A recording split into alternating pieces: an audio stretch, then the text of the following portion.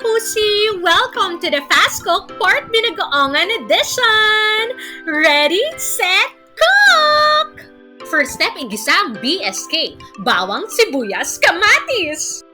Pagkatapos, pisain with all your might ang kamatis at hayaang lumabas ang katas nito.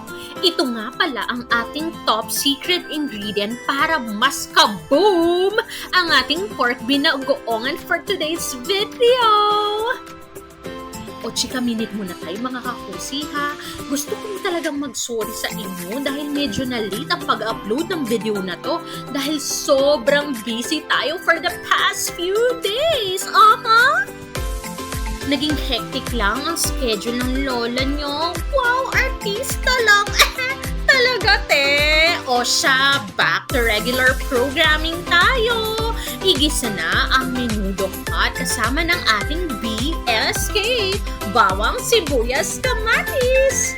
Sa puntong ito, hayaang lumambot ang baboy. Dahil pag malambot ang baboy, mas magiging malasa, masarap ang ating pork binagoongan. Sa puntong ito, ihalo ang 3 hanggang 4 na kutsara ng bagoong. Sa wakas, nandito na tayo sa exciting part mga kakusi. Hintayin magmantika ang sarsa dahil ito ang senyales na luto na ang baboy. Pagkatapos, ihalo na ang siling pangsigang chop para magkaroon ng extra kick. Ang ating pork binagoongan, kick on the face para sa mga taong toxic.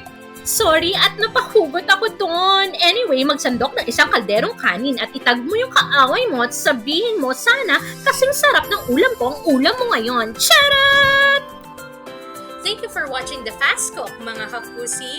Do not forget to hit the like button, share, and subscribe.